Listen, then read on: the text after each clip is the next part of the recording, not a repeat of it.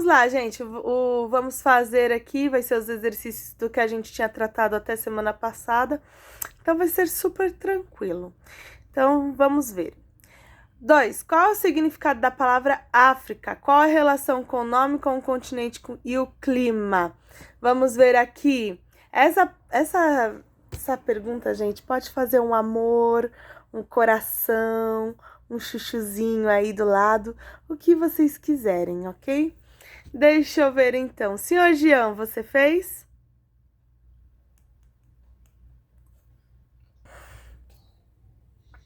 Vamos lá então, né, queridos? Na 2 aqui, o que significa a palavra África? África, ela vai significar sem frio ou ensolarado. Por quê? Porque vai predominar os climas quentes nesse continente, tá? Vai ser lugares muito pontuais que ainda vai ter um friozinho, só no Kilimanjaro. Diga, Laura.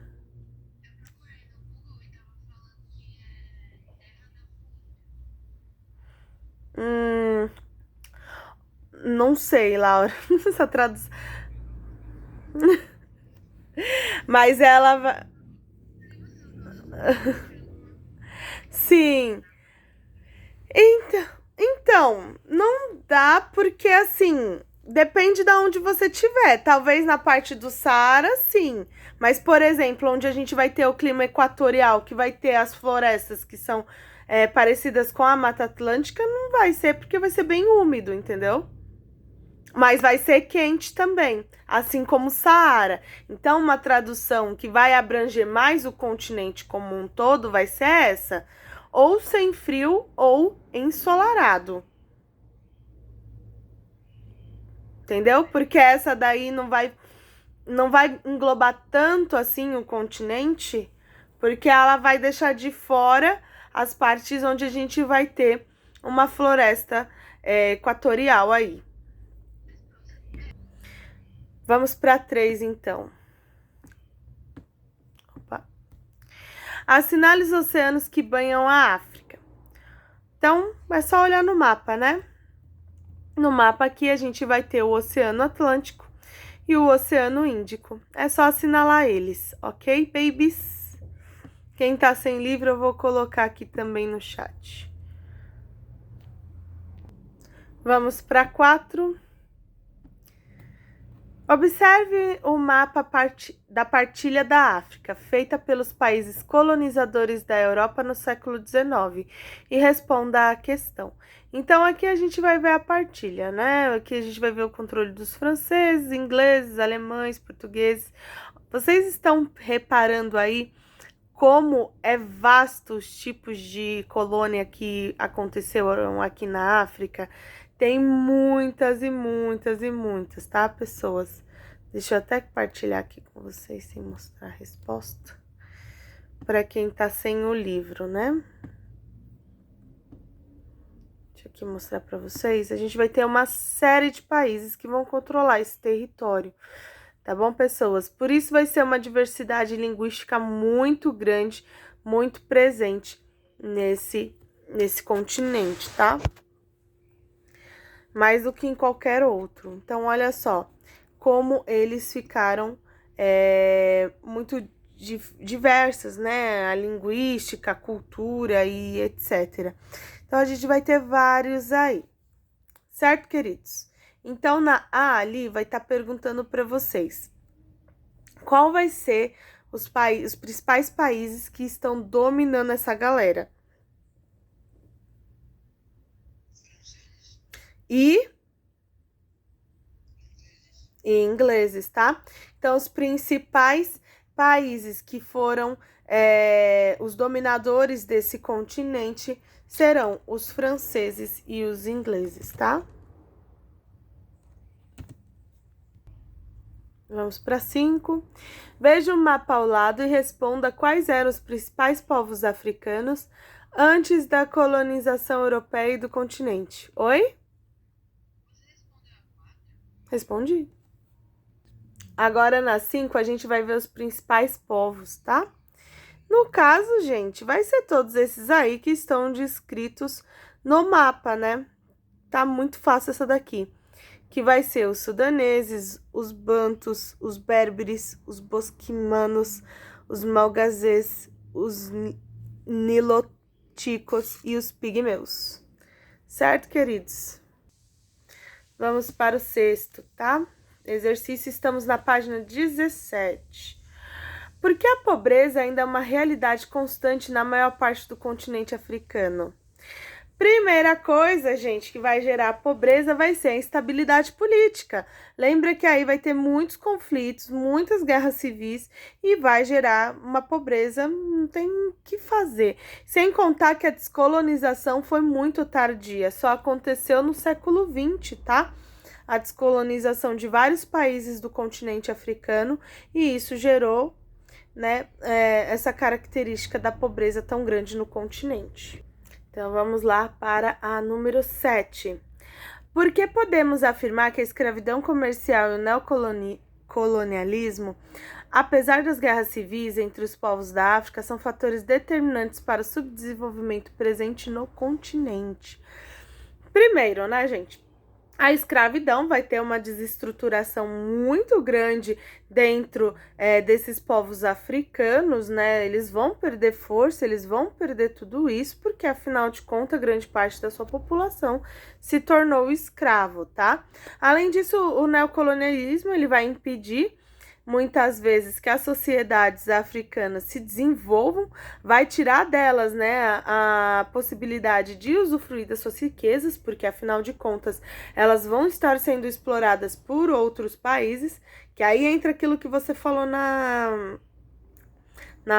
6, Léo, tá? Então, o neocolonialismo, ele vai fazer com que haja um atraso no desenvolvimento dessas potências, tá? Não em relação. Vai causar pobreza? Sim, mas mais de forma indireta, certo? Porque por ter essa exploração, não vai conseguir um desenvolvimento. Como não consegue desenvolvimento, vai gerar uma pobreza. Certo, queridos? Sim.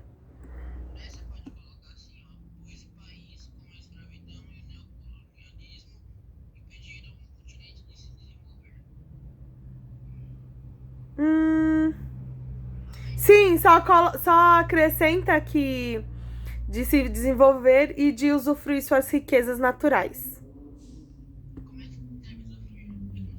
Não, com S.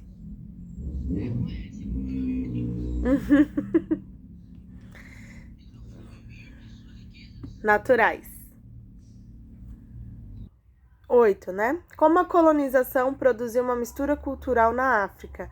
Dê um exemplo.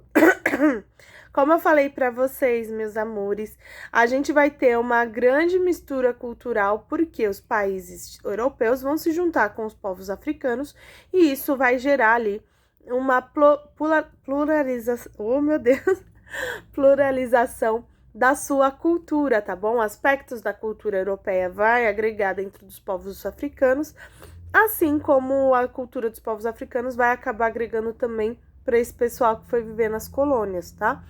Então, a gente vai ter ali uma diversidade linguística muito grande e também vai ter a língua Zulu, que vai ser uma das línguas que vai misturar a língua nativa com a língua inglesa, certo, amores? A gente ainda vai falar dessa língua bastante, porque ela vai ser um sinônimo de pertencimento para o pessoal ali da África do Sul, principalmente, e aí vai ter conflitos por conta dela.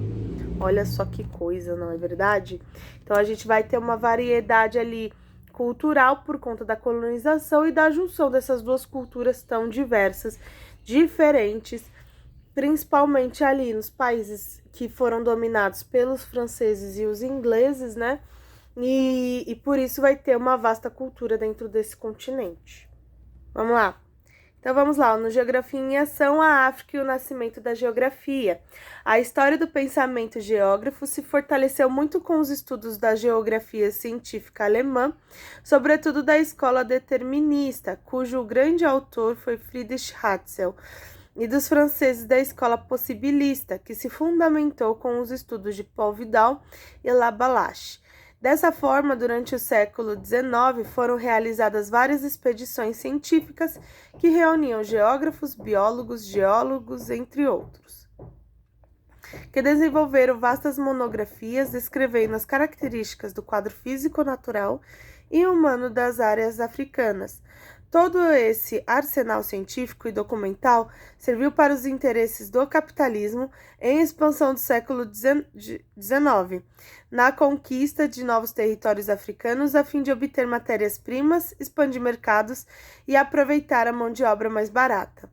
Nesse contexto da fase imperialista do capitalismo, organizou-se uma conferência em 1876, em Bruxelas, em que as maiores potências industriais discutiram sobre a partilha do continente. O ideal reinante da Conferência Internacional de Geografia, como foi chamado esse encontro de Bruxelas, era levar civilização ao continente africano. No entanto, é claro que havia grandes interesses econômicos na partilha do continente entre as nações europeias. Lembrando, essa divisão, ela também buscou dividir esses povos, fazer com que eles ficassem mais segregados um do outro, não tivesse, né, uma aproximação entre eles, para que eles não se revoltassem e ficassem contra os seus colonizadores, né? Então, vamos lá. De acordo com as expedições científicas, e deu o horário, gente. Vamos fazer o seguinte, vou deixar essas duas questõezinhas só para lição de casa. Semana que vem a gente corrige rapidinho. Semana que vem não, essa semana ainda. A gente corrige rapidinho e depois a gente mete bala no questões naturais da África, certo, queridos? Um beijo e um queijo, gente.